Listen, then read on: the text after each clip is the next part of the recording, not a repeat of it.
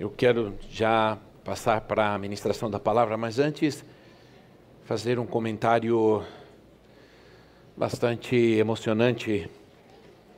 Eu me emocionei bastante ao orar por essas crianças e ao ver todas essas meninas aqui, porque realmente elas, e eu disse isso ao Senhor, que elas são princesas do Senhor, elas são princesas do Senhor. Irmãos, é bom orar por essas crianças e dizer que elas vão ser meninas e mulheres de Deus nessa terra. E orar pelos meninos, eles serão meninos e homens de Deus nessa terra. Eles serão aquilo que o Senhor os criou, que o Senhor os fez. E nada vai poder corromper a sua identidade. Né, irmãos? Isso é muito importante. Glória a Deus por isso. Bom, eu não quero demorar, porque eu tenho muita coisa. E nós hoje terminamos o nosso tema do mês, que é a batalha do crente. E o mês que vem nós vamos falar sobre o crescimento espiritual. Porque precisamos crescer. Porque assim como crescemos biologicamente, precisamos crescer espiritualmente. A criança nasce, ou melhor, a criança, ela está no ventre, ela passa por várias fases de crescimento. Na primeira semana acontece uma coisa, na segunda outra, na terceira outra. Depois nós nascemos e continuamos passando por fases de crescimento, continuamos crescendo.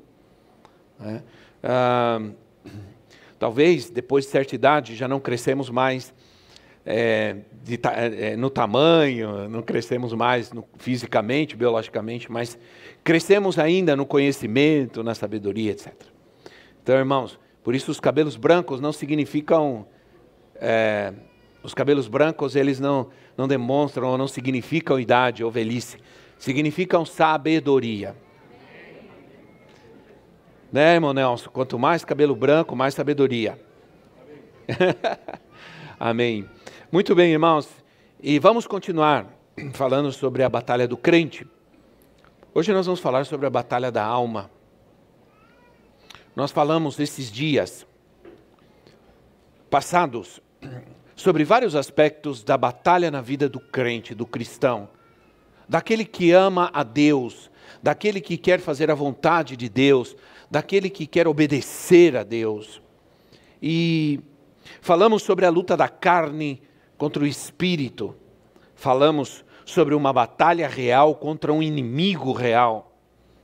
Jesus passou um terço do seu ministério lutando contra os poderes das trevas, contra os demônios. Uma terceira parte do seu ministério, Jesus investiu na guerra, na batalha contra o mal. E depois, no último domingo, falamos sobre a batalha da oração, a ferramenta poderosa que Deus nos deu, que nos ensinou Jesus Cristo, como é importante a oração na nossa vida com Deus, na nossa batalha, na nossa guerra espiritual. Então, agora nós vamos falar sobre a batalha que ocorre em nossa alma. Antes de tudo, quero comentar com vocês algo que eu estava vendo, que eu estava lendo e pesquisando. O Brasil, irmãos, é o 8º país do mundo com maior número de suicídios. Isso é uma estatística realizada pela Organização Mundial da Saúde. Mas um crescimento muito grande, nesses últimos anos, um crescimento muito grande ocorreu nessa estatística dos suicídios no Brasil, na faixa de idade de 15 a 24 anos. Isso é, na faixa de idade de 15 a 24 anos, cresceu assustadoramente o número de suicídios no nosso país. Eu colhi um dado no site do Senado Federal, porque o Senado Federal está preocupado com essa estatística. E eu colhi um dado, lendo algumas coisas, eu colhi um dado de que hoje Uma pessoa se suicida no Brasil a cada 45 minutos. E no mundo, a cada 40 segundos, uma pessoa se suicida. E no Brasil, entre as causas primeiras do suicídio está a depressão.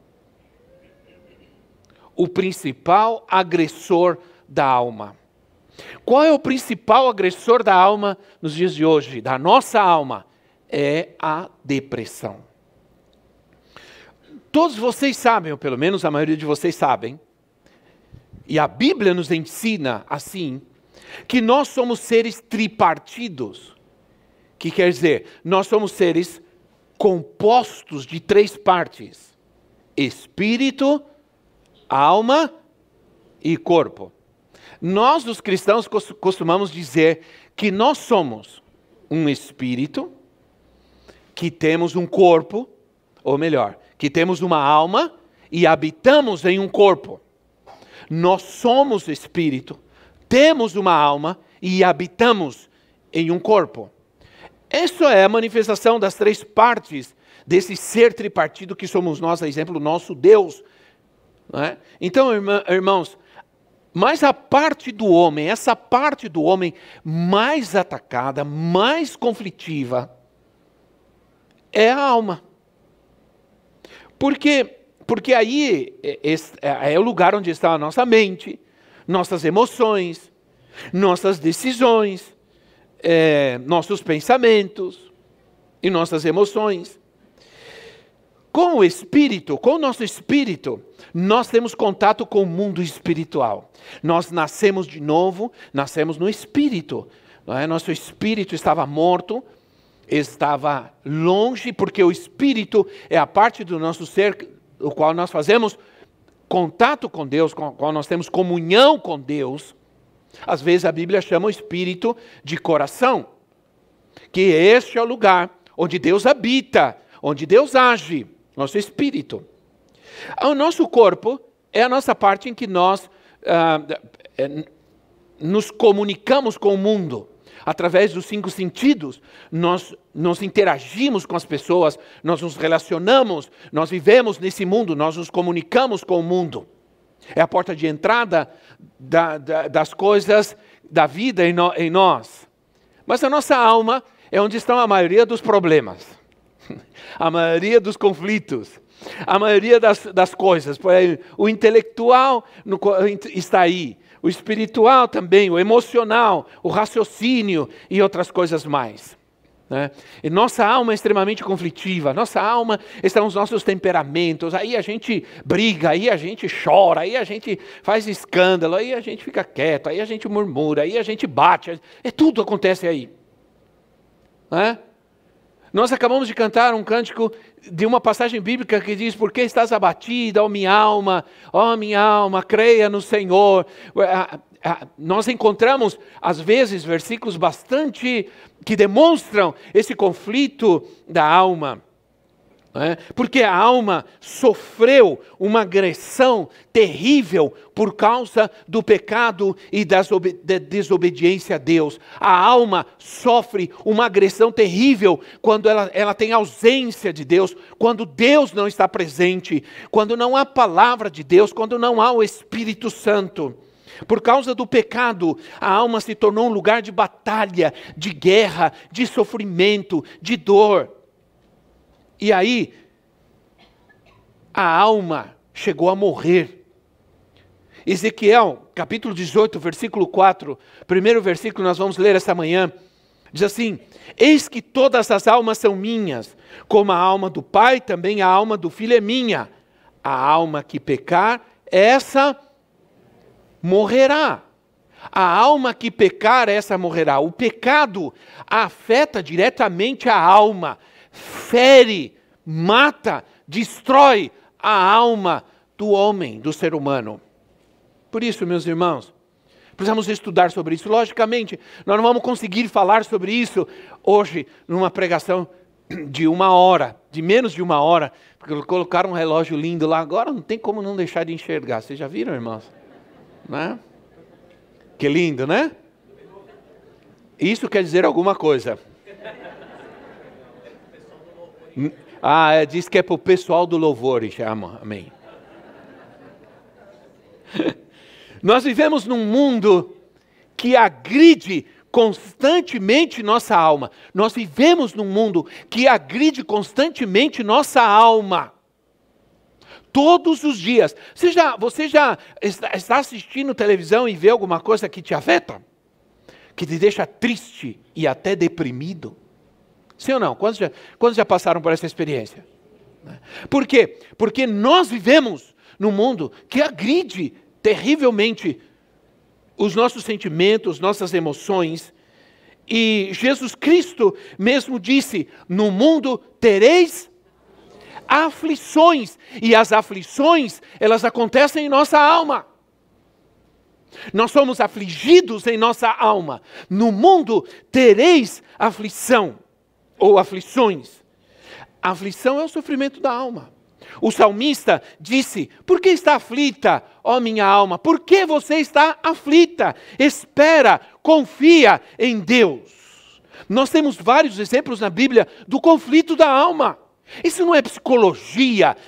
A Bíblia não é um livro psicológico. A Bíblia é um livro, nem muito menos teológico.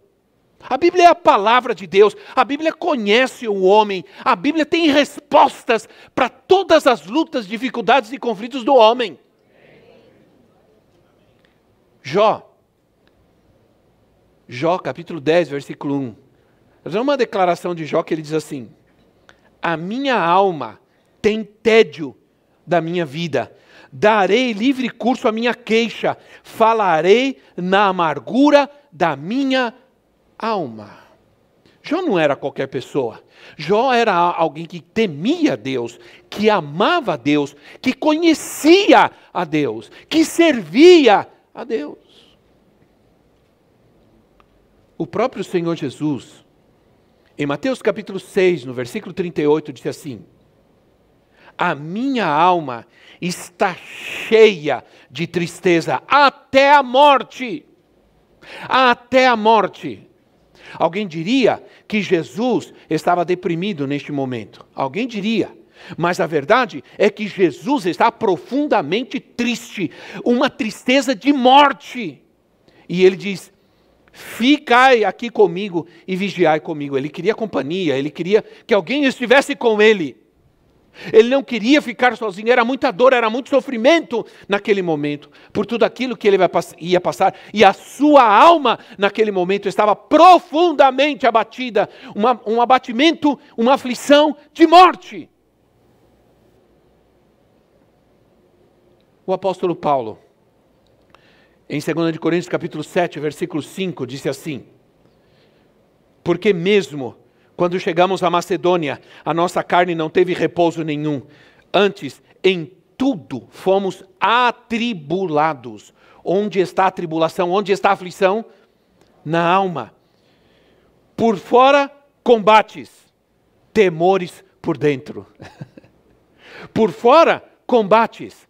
Temores por dentro. Medos, aflições por dentro. Isso é, Paulo não nega que havia uma luta, ele estava cansado, havia uma aflição no seu corpo, mas também havia uma aflição na sua alma, havia temor na sua alma. Por dentro, temores.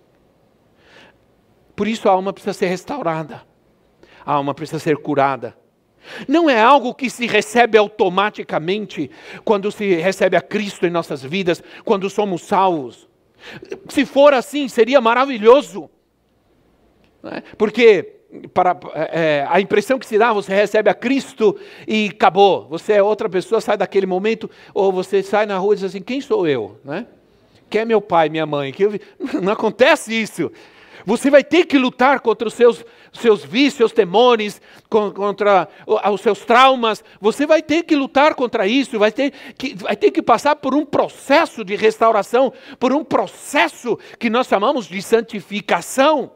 E a santificação ocorre justamente na alma. Então, nossas feridas, nossos traumas do passado não somem simplesmente. Seria muito simples assim, seria tão bom se isso acontecesse.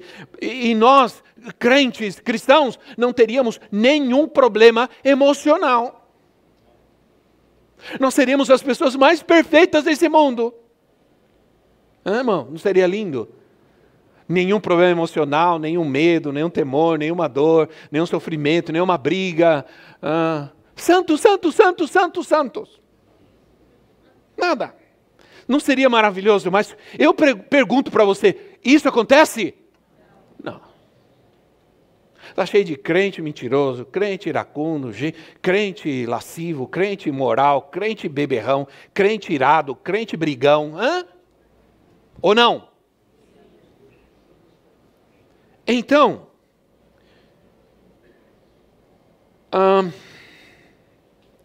inclusive na nossa vida cristã, nós podemos sofrer feridas em nossa alma. É muito complicado falar sobre isso, porque nós estaríamos de muito tempo, e talvez num seminário, num congresso, mas eu preciso abraçar um tema tão grande como esse, de uma maneira bem sintetizada, para que a gente possa orar hoje, e o Senhor possa trazer cura às nossas vidas, à nossa alma, amém, irmãos? Porque eu creio. Restauração é um processo de santificação da nossa alma, através do perdão que damos, através do perdão que nós recebemos de Deus, nós vamos sendo transformados. A Bíblia diz que o caminho do justo, a vida do justo, ela é um processo em que vai clareando cada vez mais até chegar a ser dia perfeito. A vereda do justo é um processo, todos nós estamos num processo de cura, de libertação, de santificação. Necessitaríamos um longo tempo para tratar sobre isso, mas nós precisamos entender uma coisa, que se algo está agredindo nossa alma, nós temos que lutar. Se algo está afetando nossas emoções, se algo está tirando nossa alegria, se algo está tirando a nossa paz, o Senhor quer nos libertar hoje. O Senhor vai nos libertar hoje. Eu creio.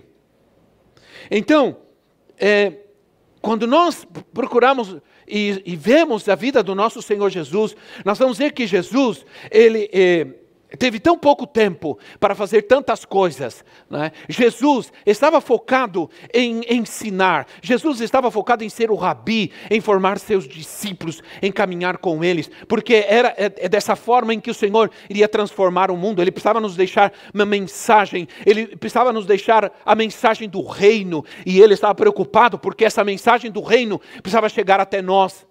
Por isso Jesus não tinha muito tempo para estar com as pessoas, para tratar com as pessoas. Jesus não tinha gabinete para aconselhamento. Jesus não podia gastar horas conversando com alguém. Ele estava muito ocupado, ele atendia as multidões, ele estava cercado de gente. Aliás, irmãos, eu acho que certas coisas é uma perda de tempo. Porque às vezes você gasta horas com uma pessoa e ela não muda nunca. Mas Jesus fez algumas coisas especiais. Por exemplo, um cego de nascença procurou o Senhor. E diz que ele pegou aquele homem. Quando aquele homem o buscou, ele pegou aquele homem, o levou a um lugar isolado, se sentou com aquele homem e começou a conversar com ele e colocou as mãos nos seus olhos.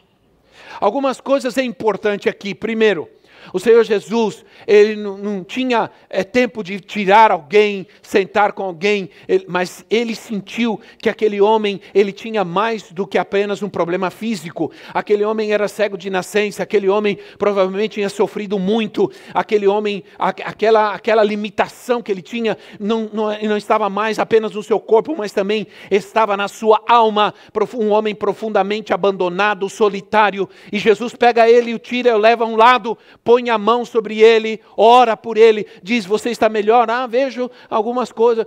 E Jesus põe a mão de novo, Jesus lhe dá atenção, Jesus lhe dá cuidado, Jesus lhe dá a atenção que era o que ele precisava. Outro cego, Jesus o chamou a um lado, fez um lodo, cuspiu na terra, fez um lodo, colocou nos seus olhos e colocou a mão sobre ele. Isso é, ele deu atenção, tratou, teve um contato físico. Outro homem paralítico se aproximou do Senhor. Senhor, tem misericórdia de mim. Não tinha ninguém mais sofrível naquele tempo do que um paralítico, porque o paralítico tinha que... Perdão, irmãos. O leproso. O paralítico também, né? O paralítico do tanque de Betesda, depois eu vou falar sobre ele. Mas eu quero falar sobre um leproso que procurou o Senhor, porque o paralítico não podia procurar o Senhor. Foi o Senhor quem procurou o paralítico. Mas aquele homem leproso correu até o Senhor e pediu misericórdia. E não havia ninguém que sofria mais do que um leproso, porque o leproso era rejeitado. O leproso tinha que viver fora da cidade. O leproso não podia viver no meio das pessoas. Ele tinha que viver separado e isolado de todo mundo. Era alguém muito triste, alguém abandonado, alguém rejeitado. E diz a palavra que Jesus se aproxima daquele homem e toca nele. E quero te dizer outra coisa, era proibido tocar num leproso. A lei não permitia. Uma pessoa que tocasse num leproso se tornava impura e tinha que ficar 7 dias fora da cidade e se lavar. Jesus toca naquele homem, porque aquele homem precisa... Jesus poderia dizer, lepra, sai agora. E pronto, assim como Jesus fez com Lázaro, Lázaro vem, Jesus não entrou lá na tumba e tocou em Lázaro, não, Jesus deu uma ordem, Jesus deu uma palavra para o empregado daquele centurião, e na casa dele o cara foi curado. Jesus deu uma palavra para o filho daquele homem que o procurou, e estava longe, e Jesus deu uma palavra e aquele menino foi curado. Jesus não precisava tocar em ninguém para curar, mas Jesus tocou em vários, porque eles precisavam ser curados no seu corpo e precisavam também ser curados na sua alma, na sua necessidade emocional, na sua doença emocional, na sua carência emocional.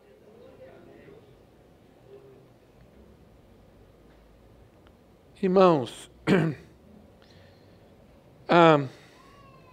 a igreja é uma comunidade terapêutica.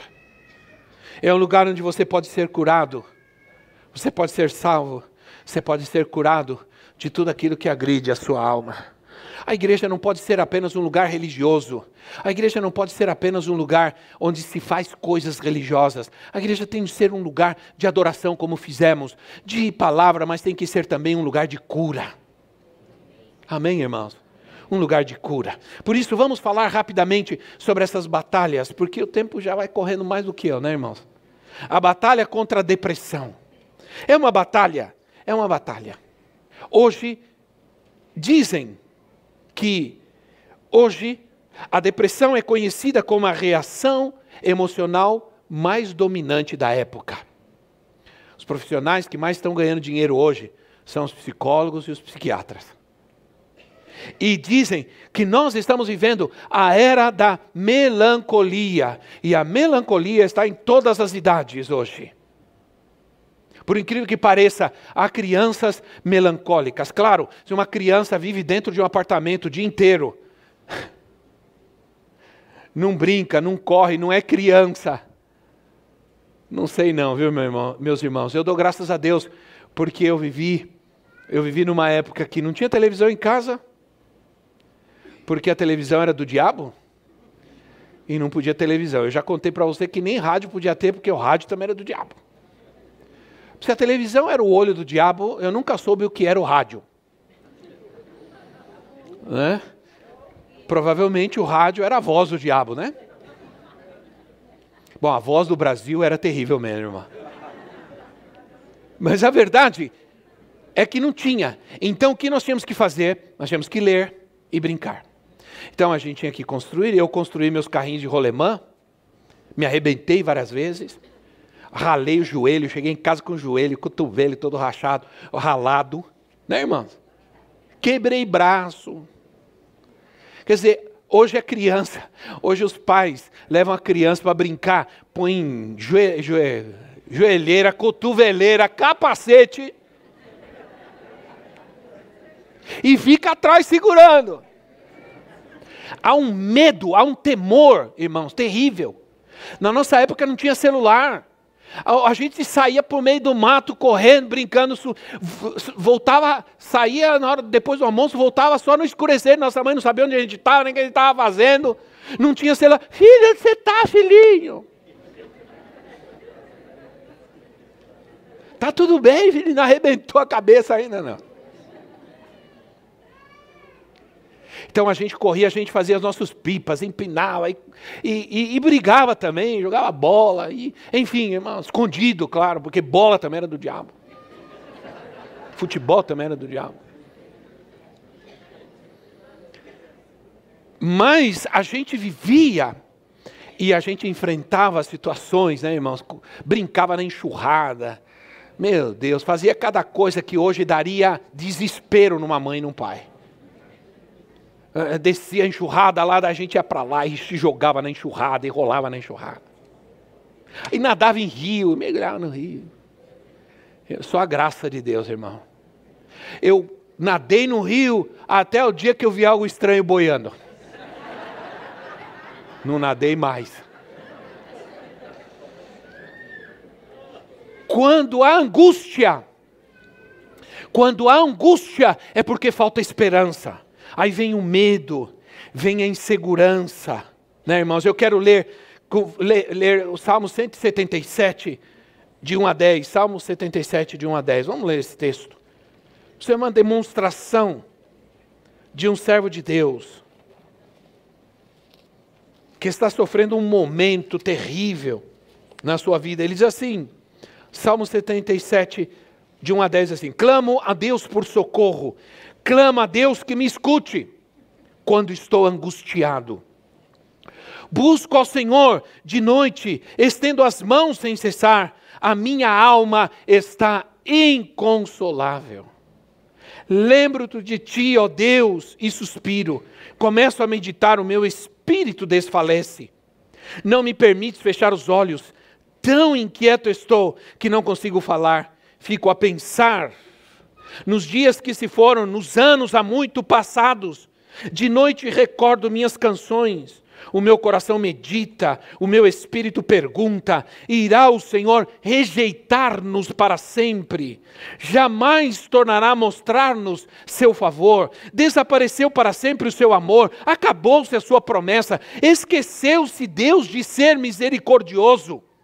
Em sua ira refreou sua compaixão? Então pensei: a razão da minha dor é que a mão direita do Altíssimo não age mais.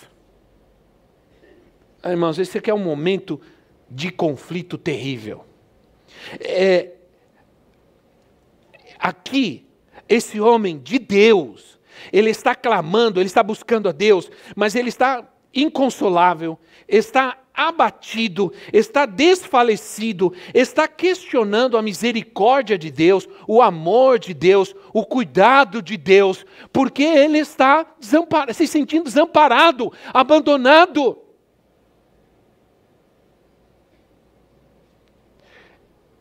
E salmos eram poesias, eram músicas, salmos eram cantados. E muitas vezes a música reflete o tempo que nós estamos vivendo, né, irmãos? Por isso nós temos certas músicas aí que são a misericórdia de Deus. Porque a música reflete a cultura, o tempo que nós estamos vivendo. E quando a música não é violenta, quando a música não é lasciva, ela é melancólica. Ai, me abandonou, me deixou aqui nessa mesa do bar.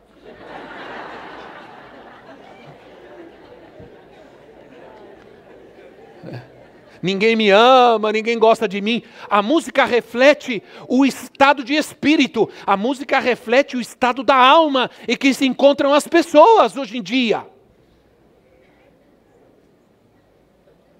Então, antigamente, se ouvia dizer que um crente não pode ficar deprimido, que depressão não é do crente, que depressão é demônio e tudo mais. Mas a realidade é que tem muita gente sofrendo hoje com depressão em todo lugar, inclusive na igreja. Eu estava conversando com o pastor Joiadas, que é psicólogo. Ele esteve pregando aqui dias atrás, pregou no nosso CONAP. Ele é psicólogo, é um amigo de muitos anos. E ele disse, eu não estou atendendo mais gente, povo. Eu estou atendendo pastores. E todos os dias eu atendo pastores e pastores e pastores deprimidos, com depressão. Então, meu irmão, hoje a depressão ela é conhecida hoje como algo quase normal. Mas aí, quando há medo, quando há insegurança, quando falta esperança, quando há angústia, essas coisas são os sintomas da depressão. E sempre tem alguma coisa do passado. Lembra que eu disse, que eu li em algum lugar, que a depressão é excesso de passado em nós? Depressão é excesso de passado em nossas vidas. Sempre tem alguma coisa de passado. E nesse texto que nós lemos, no versículo 5, diz assim, eu considerava, isso é, eu pensava, me veio os dias da antiguidade, os anos passados. Isso é, ele estava pensando nos anos passados. Ele estava considerando o que aconteceu no passado. E isso começou a afligir a sua alma. Isso começou a afligir a sua vida. Irmãos, se alguns de nós olharmos lá para trás e começar a olhar nossa vida ano passado, não tem quem não vai se deprimir. E alguns de nós até se desespera. Sim ou não, irmãos? Porque nenhum de nós temos um passado de que às vezes vale a pena, em alguns casos, em alguns momentos, se lembrar. Então, há dias, irmãos, em que ele começou a pensar sobre o passado. E quando nós deixamos que o passado atinja a nossa vida, e quando a gente fica voltando atrás, e sempre tem gente que fica vivendo das glórias do passado. Ah, eu fiz isso, eu fiz aquilo, e hoje não faz mais nada. Não. Por quê? Então, a depressão é uma sensação de abandono, de rejeição. O versículo 7 e 8, ele diz assim, rejeitará o Senhor para sempre. Rejeitará o Senhor, não se tornará favorável. Se o Senhor não vai fazer alguma coisa, olha o que está acontecendo comigo. Cessou para sempre o seu amor. Ele começa a questionar o amor, a benignidade de Deus. Ele acabou-se já a promessa, né, que veio de geração em geração. Eu estou lendo alguns versículos. Então, mas eu quero dizer para você que há algumas coisas que uma pessoa depressiva precisa crer. Se você sente que está em profunda tristeza e que está caminhando para um processo depressivo na sua vida, há algumas coisas que você precisa saber. Em primeiro lugar, você precisa saber que você não está sozinho. Amém? Você não está sozinho. Hebreus capítulo 13, versículos 5 e 6, assim, conservem-se livres do amor ao dinheiro e contentem-se com o que vocês têm, porque Deus mesmo disse, nunca o deixarei e nunca o abandonarei.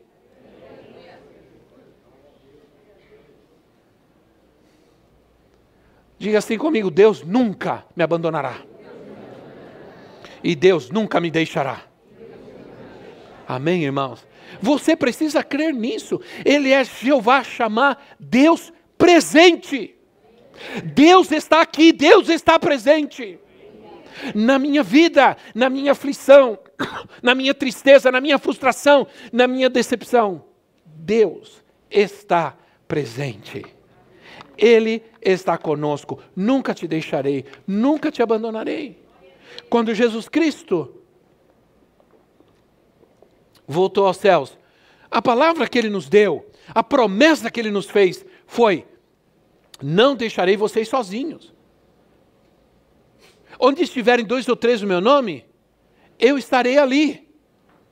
Enviarei o meu Espírito para que vocês não estejam sozinhos, para que não tenham que fazer nada sozinhos, para que não tenham que viver sozinhos, não há mais solidão. Ele se sentiu sozinho na cruz. Pai, Pai, por que me desamparaste?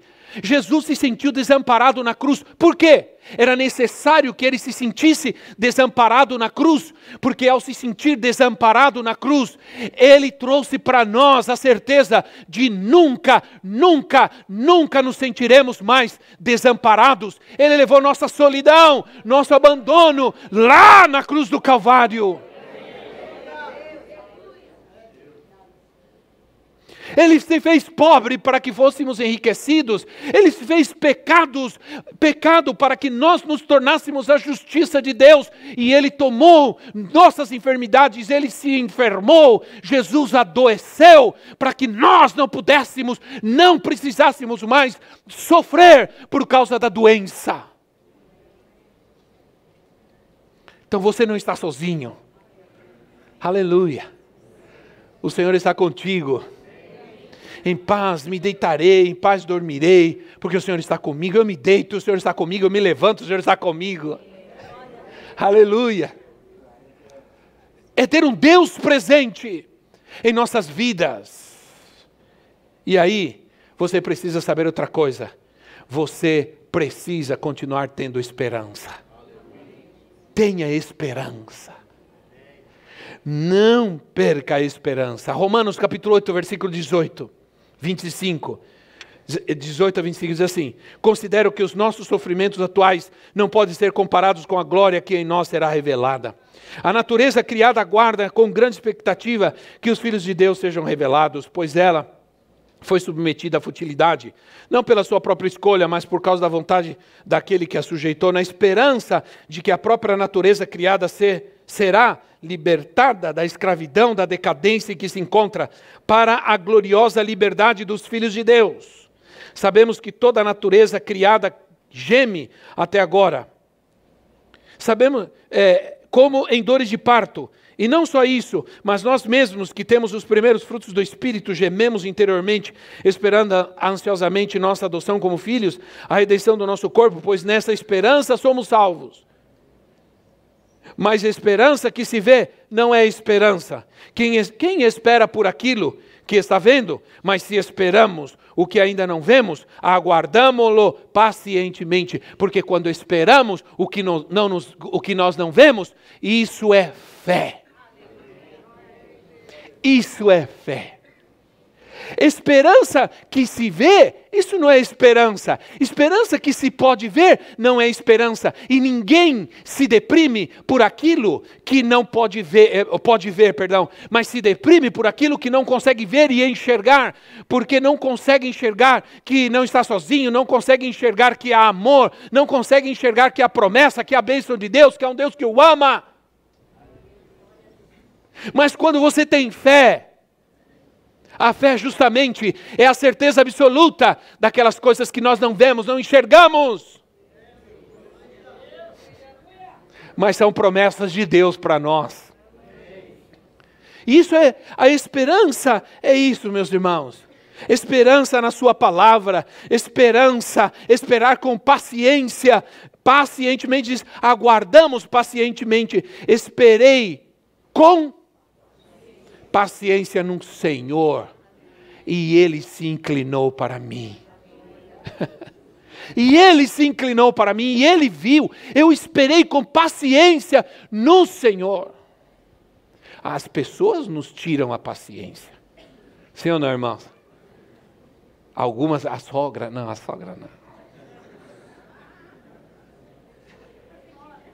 Alguém diz assim, a sogra porque você não tem sogra, né, apóstolo? Não.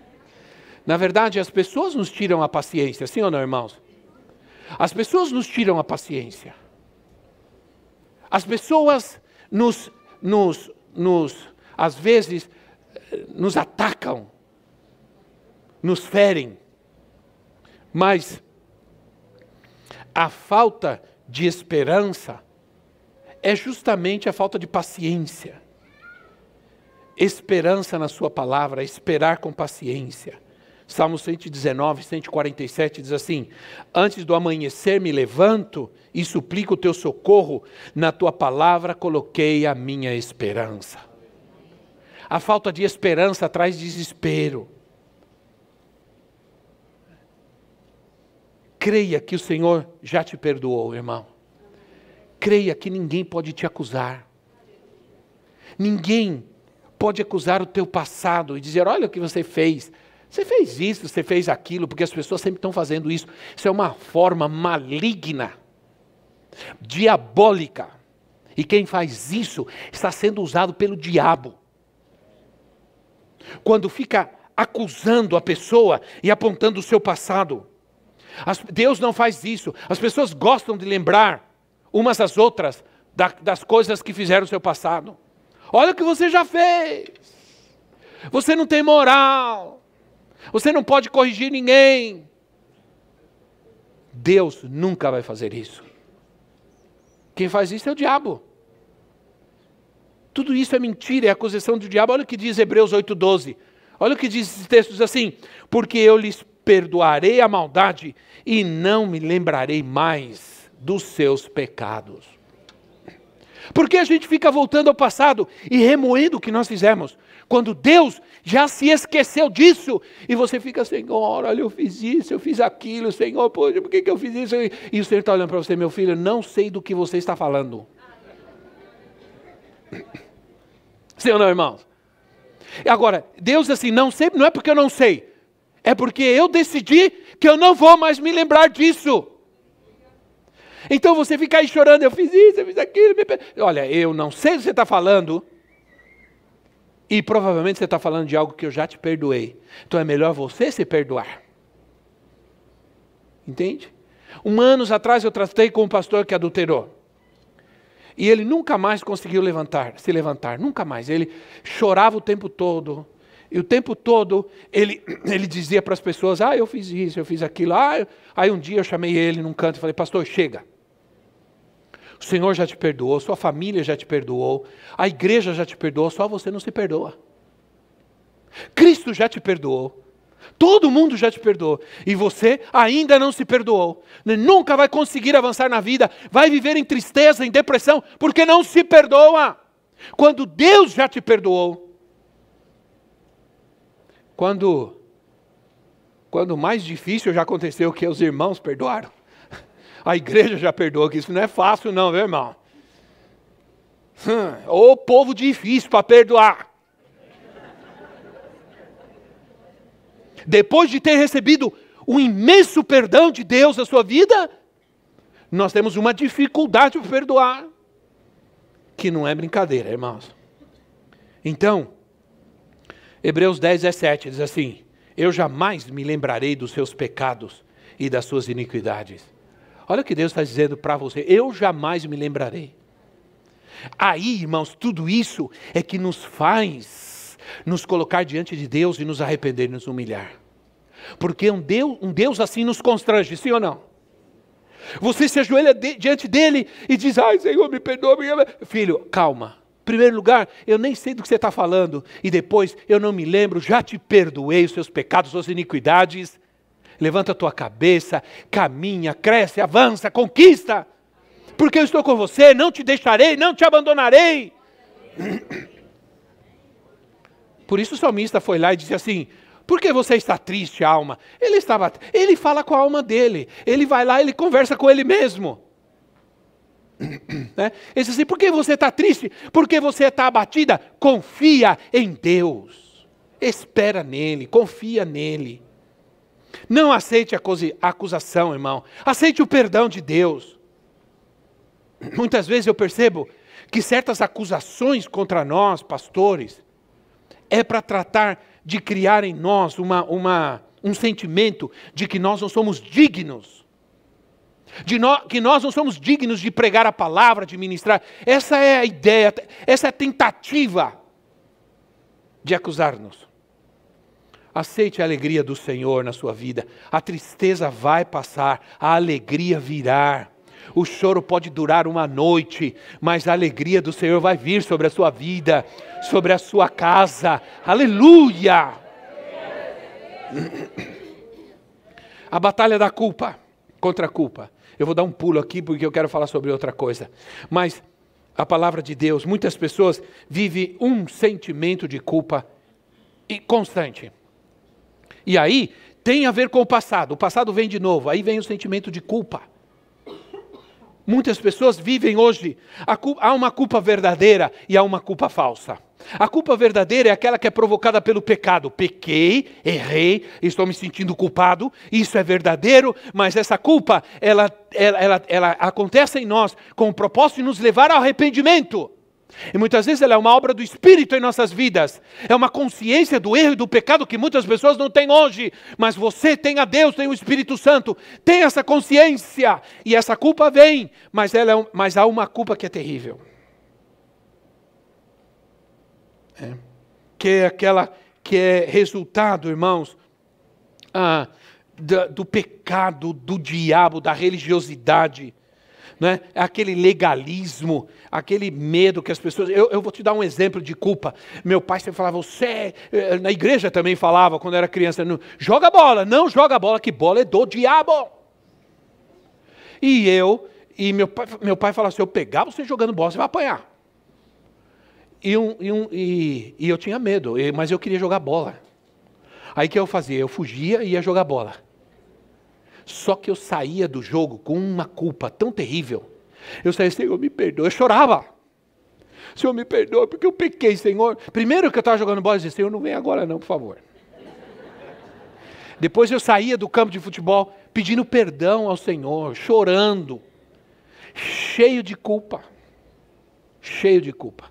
Então o legalismo, a religiosidade, coloca a culpa sobre nós. Parece que ser crente é ser uma pessoa quadrada, um ET que não pode brincar, não pode rir, pode contar piada, não pode jogar bola, não pode fazer nada. Sempre nos encheu de culpa. Aí eu ia no vizinho assistir televisão e depois vinha para cá, ajoelhava e orava, pedir perdão. Deus, me perdoa. Porque eu vi o olho do diabo. E ele me olhou.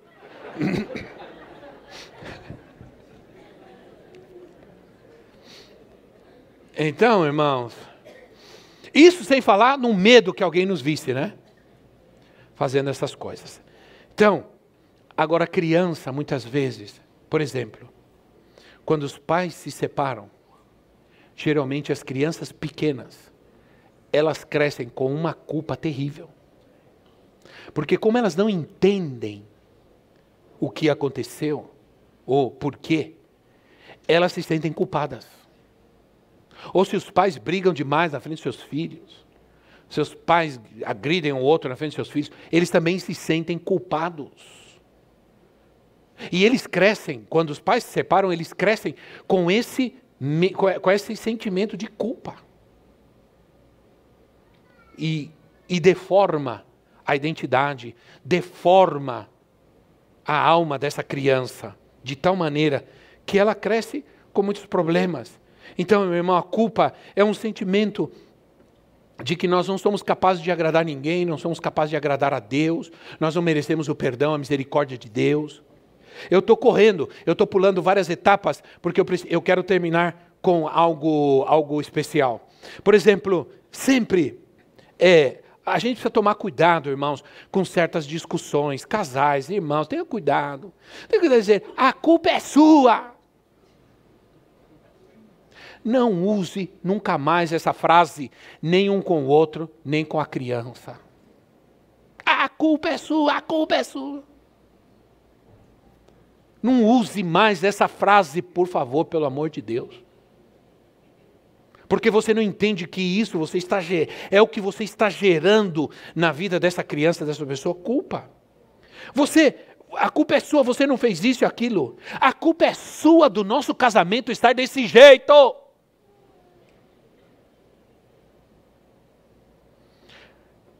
Aí, já teve casos de gente assim, para que você vai na igreja? A nossa vida está jeito porque você não quer ir para a igreja.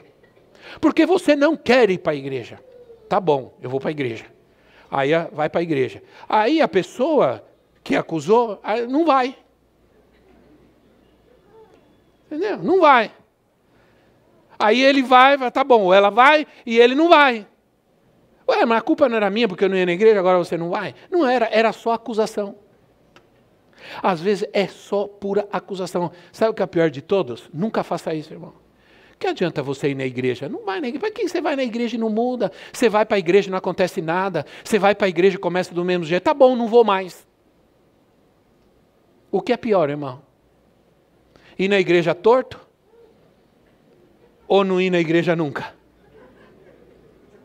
Porque eu entendo que o único lugar que dá para endireitar é na igreja.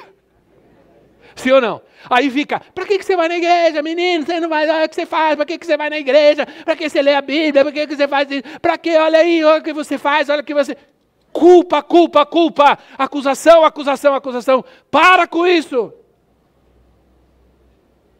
Diga alguma coisa, irmão. Né? O que resolve o perdão do pai? A parábola do filho pródigo. O filho saiu, pediu a herança, desconsiderou o pai, largou tudo, foi embora. Chegou lá, se arrebentou, perdeu tudo, perdeu dinheiro, perdeu a moral, perdeu tudo. Aí ele pensa, vou voltar para a casa do meu pai, mas já não vou ser filho, vou voltar como um dos empregados do meu pai tudo. Por quê? Porque aquele sofrimento dele, ele foi tão baixo que ele não acreditava mais, ele não cria mais, ele não entendia mais o amor do pai, o tamanho da misericórdia do pai. Ele diz, eu vou voltar para ser um empregado, e quando ele chega o pai o chama e o traz e o restaura como filho.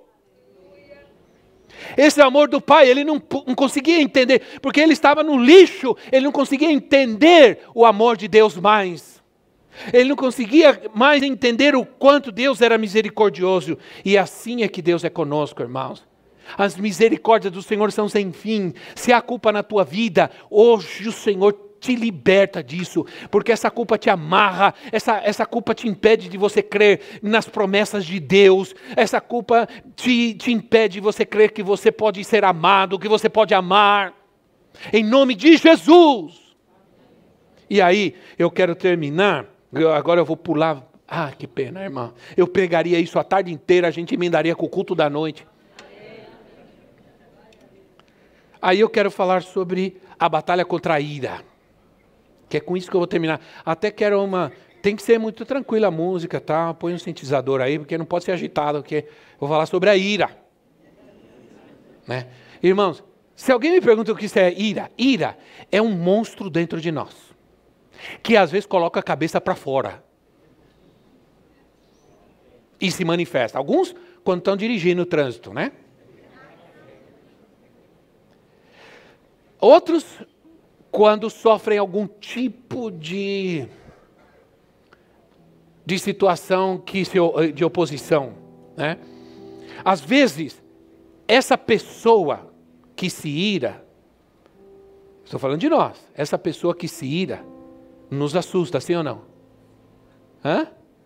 Quantos de vocês já se assustaram?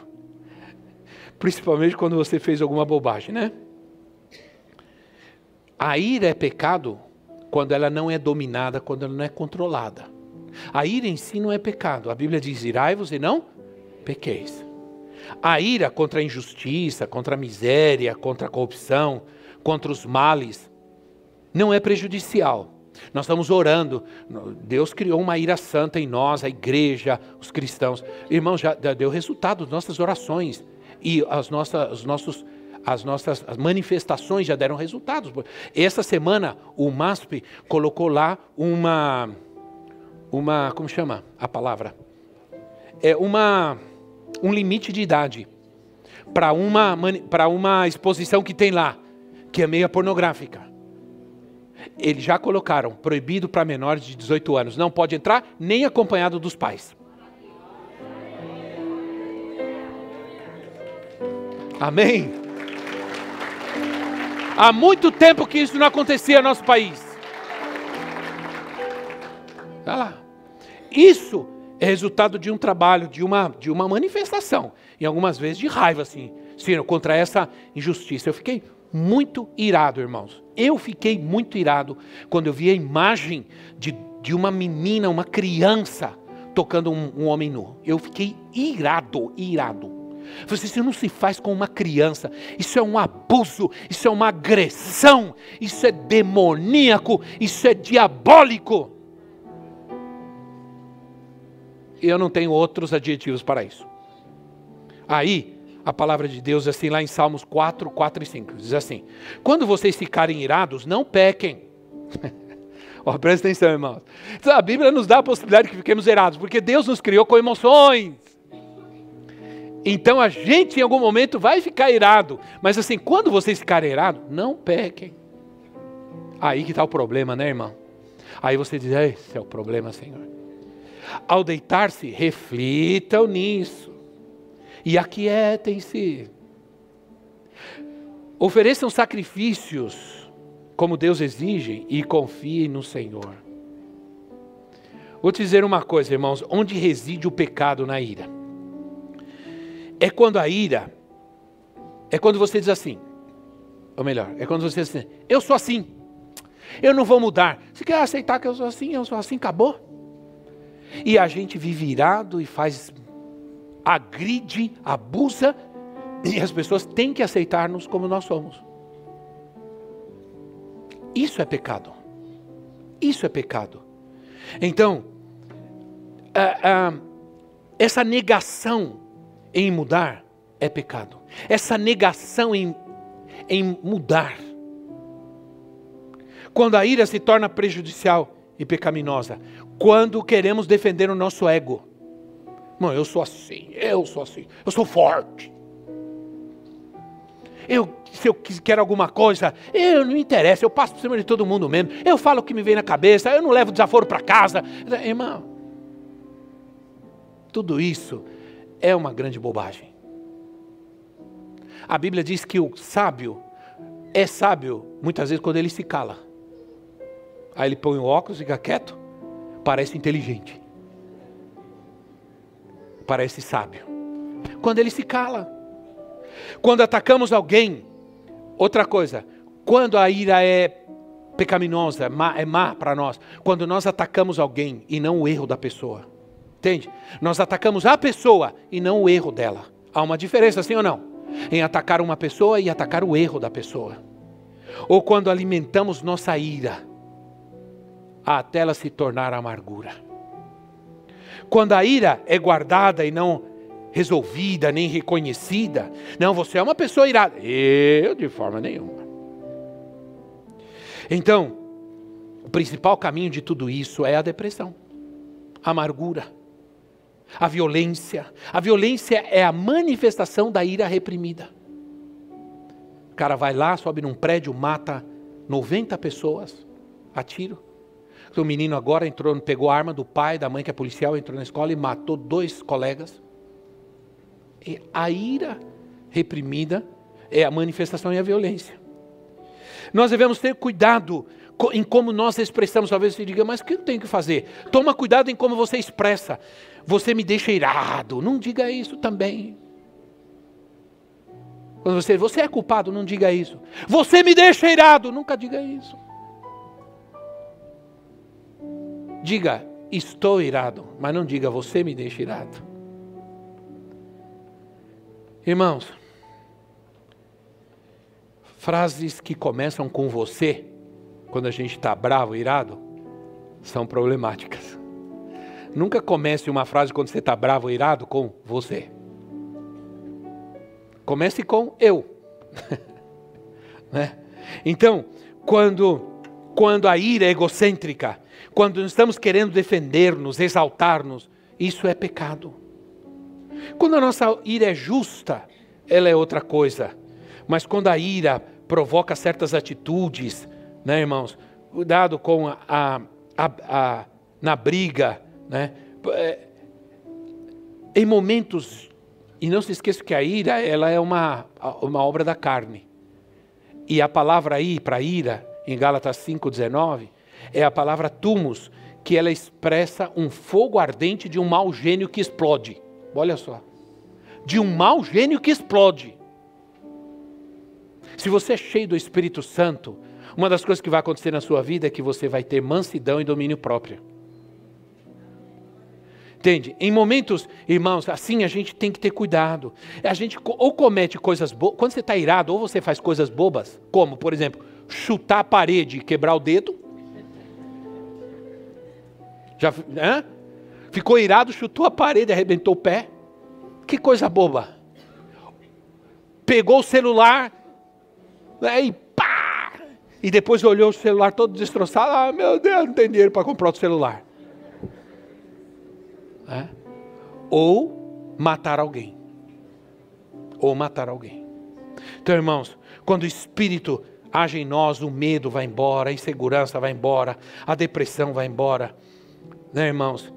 3 feridas emocionais da infância que quase todo adulto tem que batalhar. Primeiro, medo do abandono e da traição. Por causa da rejeição, por causa da ausência. Segundo lugar, sensação de não ser capaz, insegurança.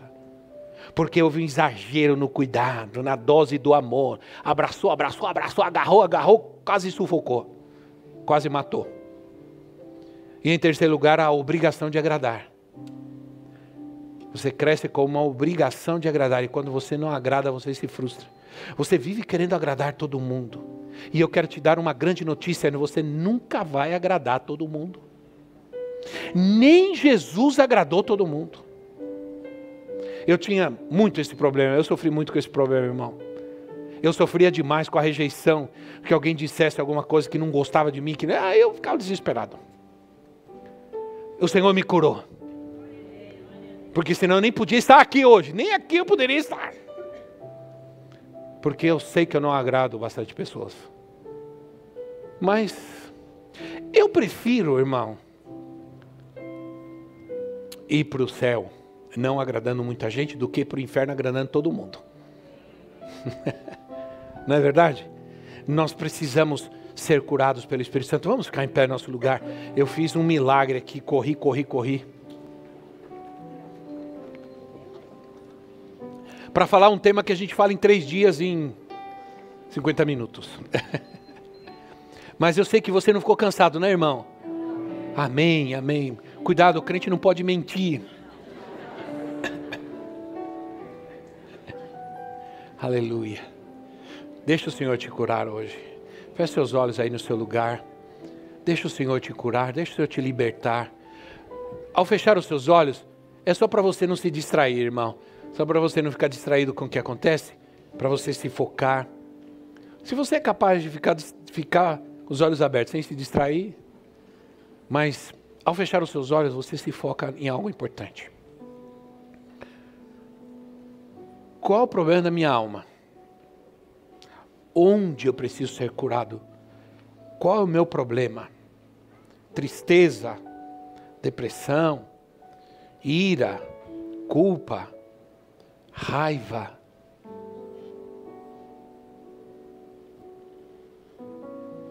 Eu tenho tratado com casais, irmãos, que há tanta raiva entre os dois, que eles não conseguem nem se olhar. Nem se olhar. É uma coisa impressionante. E muitas vezes tem a ver com problemas que aconteceram lá atrás. Que Deus pode curar, que o Senhor pode transformar. Então, é importante que você hoje creia. E eu me preparei, orei ao Senhor. Me levantei de manhã, fui orar a Deus. E Senhor, há tantas pessoas que precisam ser curadas da sua alma. Tantos cristãos que estão sofrendo com tristezas, com medos, com temores, com inseguranças. Com ausência de Deus na sua vida. Né? Com a falta do amor de Deus. Porque ter uma religião não satisfaz ninguém, irmão. É Cristo no coração do homem que o transforma. É Cristo Jesus na vida da pessoa que a leva à presença de Deus, ao Pai. É Cristo Jesus como Senhor e Salvador. Então hoje, se há alguém aqui que ainda não tem Jesus na sua vida, que ainda não creu em Jesus como Senhor e Salvador da sua vida, faça isso agora. Para que depois você possa ser curado, você possa ser liberto, porque a libertação é o pão dos filhos. É para aqueles que creem. E aí você vai ser liberto. Mas eu quero orar pela tua vida, quero orar por essas pessoas que se sentem assim. Às vezes o Espírito Santo me mostrou. Pessoas chorando, pessoas se sentindo sozinhas, solidão, medo, temor. Pessoas querem ser curadas na sua insegurança, se sentem inseguras. Quantos se sentem assim, irmãos? Quantos gostariam que nós orássemos por você nesse sentido? Aí na presença de Deus, fica aí com seus olhos fechados. Você quer que oremos por você rapidamente? Olha, nosso tempo terminou, então nós queremos orar pela sua vida. Infelizmente nós não vamos poder orar longas orações, mas nós vamos orar por você e pedir que o Senhor te liberte hoje aqui. Você vai sair livre do medo, da culpa, da acusação. As pessoas te acusaram. Você sofreu muita acusação, muito abuso. Te culparam de algumas coisas da tua vida e você carrega essa culpa ainda. Por várias situações, por um casamento fracassado, por uma gravidez indesejável. Nós vamos orar por você. Você quer que oremos? Quer entregar sua vida a Cristo? Faça isso hoje. Venha rapidamente aqui à frente para a gente orar por você, irmão. Saia do seu lugar e venha para nós orarmos pela tua vida. Porque hoje o Senhor vai te libertar. Então, se você quer essa cura da sua alma, cura do medo, da insegurança, do temor, nós vamos orar por você. Você tem dificuldade de amar e se sentir amado, vamos orar pela tua vida. Irmão, vem rápido. Não demora não, porque nós não temos mais tempo. Nós precisamos orar, vamos orar por essas vidas. As pessoas hoje não creem. As pessoas hoje preferem tomar remédio para dormir. Preferem tomar remédio contra a depressão do que crer no poder da oração. Eu creio no poder da oração. Eu creio que nós vamos orar e o Senhor vai te curar hoje. Eu creio que nós vamos orar e o Senhor vai te libertar agora. Em nome de Jesus. Quero orar por pessoas que não conseguem dormir, sentem insônia. Vamos orar pela tua vida. A senhora não dorme, vamos, com nenhum remédio, vamos orar. A senhora vai dormir hoje em nome de Jesus. Porque a insônia é um sintoma terrível da insegurança, da depressão. E as pessoas hoje, mais do que nunca, estão tomando remédios para dormir. Ansiolíticos. Ansiolíticos, irmãos. Ansiolíticos são os remédios mais vendidos hoje. Contra a ansiedade. A pessoa não consegue dormir, ansiosa pela vida, pelo que vai acontecer amanhã. É uma insegurança terrível, é uma incerteza. Bendito Deus. Mas nós cremos no poder da oração. Cristo Jesus vai te libertar hoje. E você precisa crer e abandonar, dizer, não vou depender de remédios para viver, para ser feliz, para não me deprimir, para não me irar. Não vou depender de remédios. O Senhor é poderoso. Renuncia a isso agora, em nome de Jesus. E creia que é um Deus que te ama, que é poderoso para te libertar e te curar. Em nome de Jesus. Em nome de Jesus, vamos orar por essas pessoas. Aí no seu lugar você também, irmão. Senhor, eu quero paz na minha vida, eu quero paz na minha casa. Ora aí no seu lugar. Em nome de Jesus, eu quero viver em paz com a minha esposa, com meu esposo. Que seja um lugar, a minha vida, o meu lar, a minha casa, seja um lugar sem culpa, sem ira. Sem ira. Em nome de Jesus. Vamos orar por essas vidas, irmãos. Hoje o Senhor traz cura, hoje o Senhor traz cura.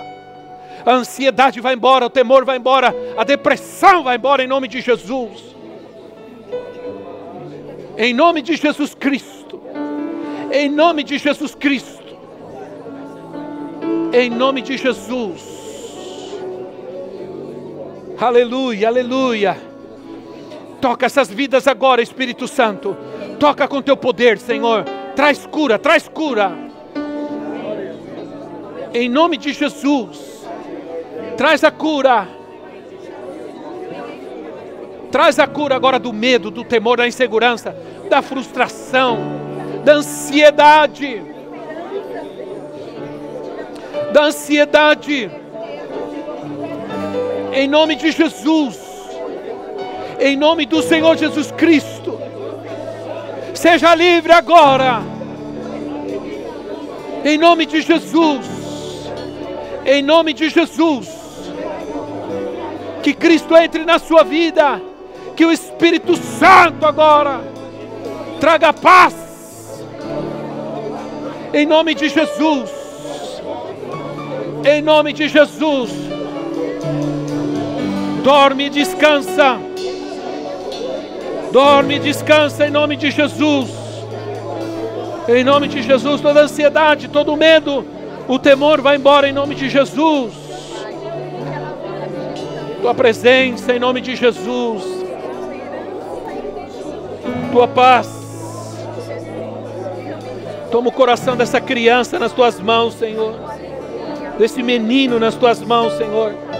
Ele está aqui, Senhor, porque crê. Na sua inocência ele crê que o Senhor pode trazer paz ao seu coração e que ele seja um menino e um homem de Deus. Obrigado, Jesus. Aleluia. Sara, Sara, Sara agora, Sara agora, em nome de Jesus. Sara agora, Sara agora. Seja livre em nome de Jesus. Da ansiedade, depressão, tristeza, vai embora em nome de Jesus. Sai agora. Sara em nome de Jesus. A ansiedade, o medo, o temor, a insegurança. Em nome de Jesus. Em nome de Jesus. Em nome de Jesus. Em nome de Jesus.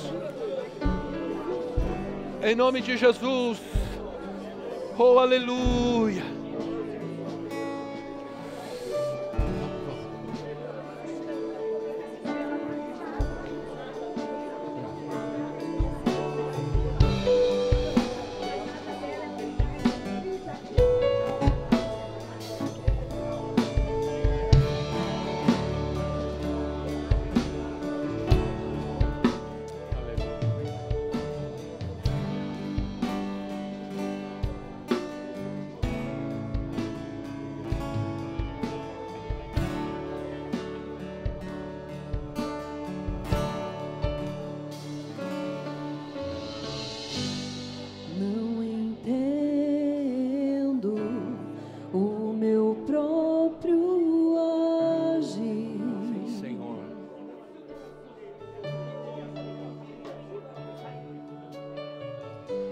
Sem tua graça, o que seria de mim?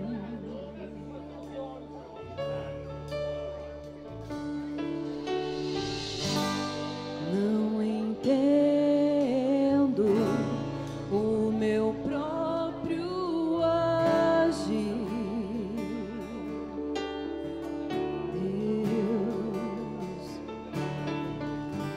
Sem tua graça, o que seria de mim, Deus? Pois o bem que eu quero fazer não faço, e o mal que eu não quero, esse sim, acabo cometendo.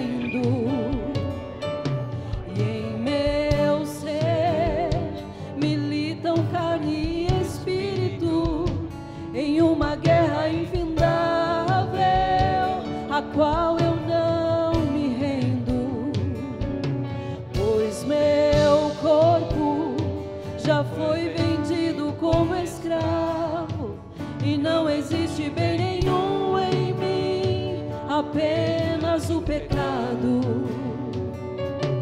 Mas eu sei que no tocante ao meu interior, tenho prazer na sua lei. Tu és o meu amado. Então liberta-me de mim. Eu quero ser a sua casa. Se você estiver aqui, eu sei, eu venço o pecado. Então enche-me de ti, até que não haja mais espaço. Pois quando estou em tua presença, o meu viver é transformado.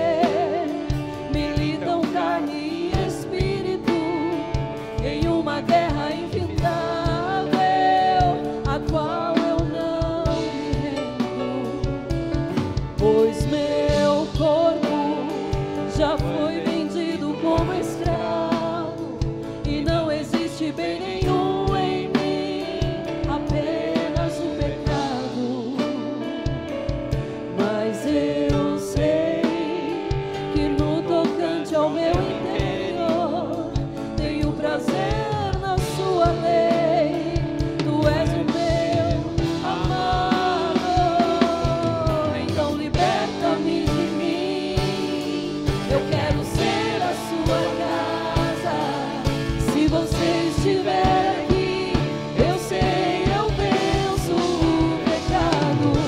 Então enche-me de ti, até que não haja mais espaço.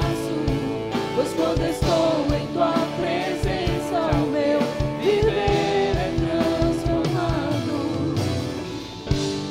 Eu passo a ser livre pra viver a tua vontade.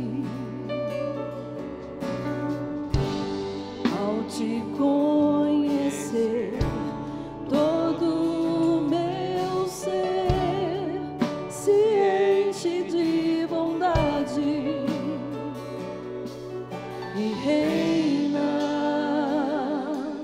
o Espírito sobre a carne.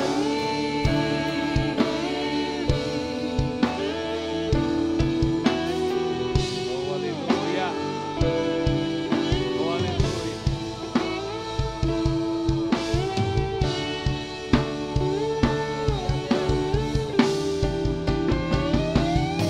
Então liberta-me de mim. Eu quero ser a sua casa. Se você estiver aqui, eu sei, eu venço o pecado. Então enche-me de ti, até que não haja mais espaço. Pois quando estou em tua presença, o meu viver é transformado. Eu quero ser a sua casa. Se você estiver aqui, eu sei, eu venço o pecado. Então enche-me de ti, até que não haja mais espaço. Pois quando estou em tua presença, o meu viver é transformado e reina o Espírito sobre a carne. E reina o Espírito sobre a carne.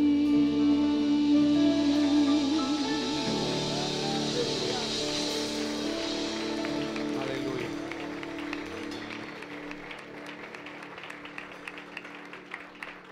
Irmão, aí em pé como você está, terça-feira, vou pedir a minha esposa que venha aqui, profetiza, vem aqui, nós vamos pedir que terminemos a igreja orando por nós. Na terça-feira, nós viajamos para Moçambique, África, e ontem eu estive falando com o pastor de Moçambique, nós vamos ter muito trabalho para fazer.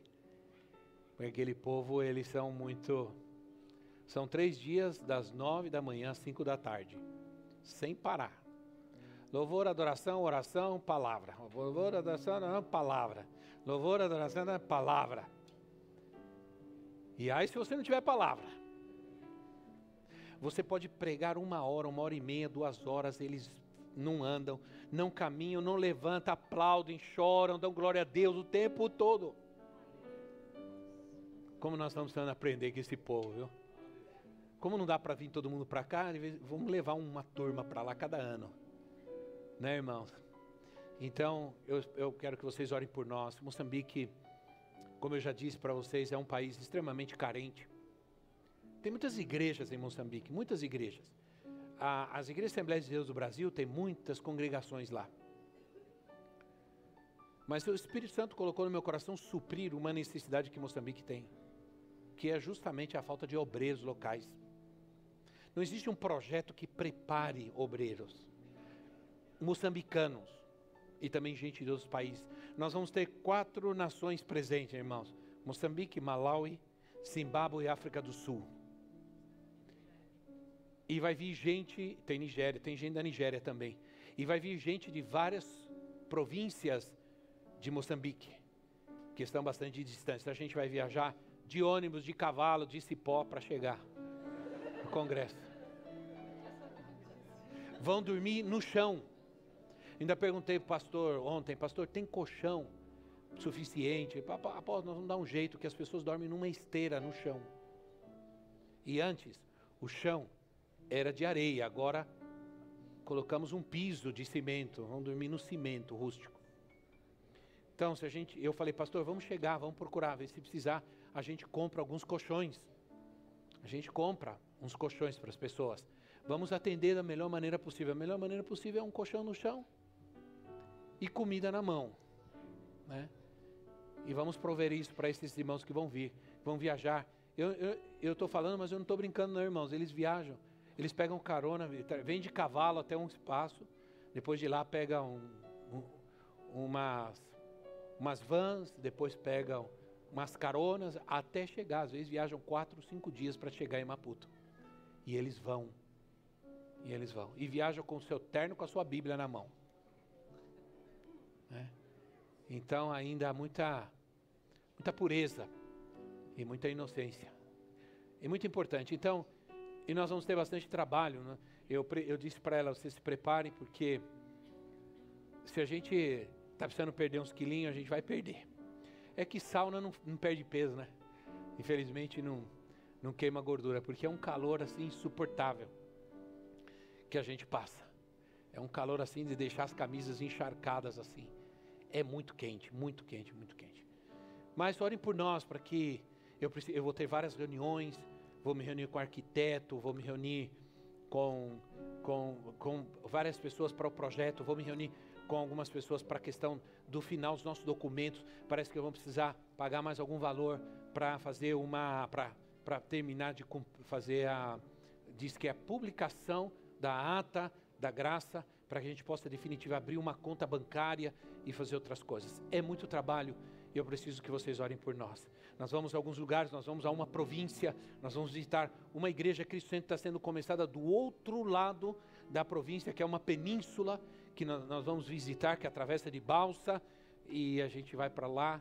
Então nós vamos ter alguns trabalhos fortes aí, precisamos que orem por nós. E hoje nós levantamos o último domingo de oferta, porque a gente viaja na terça. Então esse envelope vermelho que você tem aí é para isso, para você trazer uma oferta especial para esse projeto. Graças a Deus o Senhor está abençoando muito. Vou poder também comprar um computador para o nosso escritório da graça lá, que está sem computador, eu não consigo falar com o pastor, a gente não consegue fazer um documento. Então eu vou para lá, vou comprar um computador para o escritório da graça lá, da Grace, Moçambique. Amém, irmãos? Então, realmente é muito trabalho. Vou receber novos pastores, tenho que conhecer esses pastores, me reunir com eles, né? Novas igrejas estão chegando, e vai ser muito trabalho, irmão. Então, se você precisa de um envelope, os irmãos estão carregando aí, de você entregar uma oferta especial para nós realizarmos essa obra em Moçambique, e com isso nós vamos terminar. E os pastores que venham orar por nós aqui, podem trazer a sua oferta. Amém, irmãos? Amém?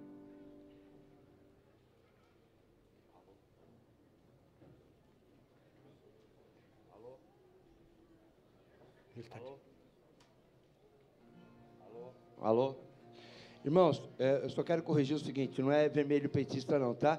Porque senão alguém pode pensar o seguinte, então o dinheiro não vai. Não, é vermelho sangue de Jesus. Amém?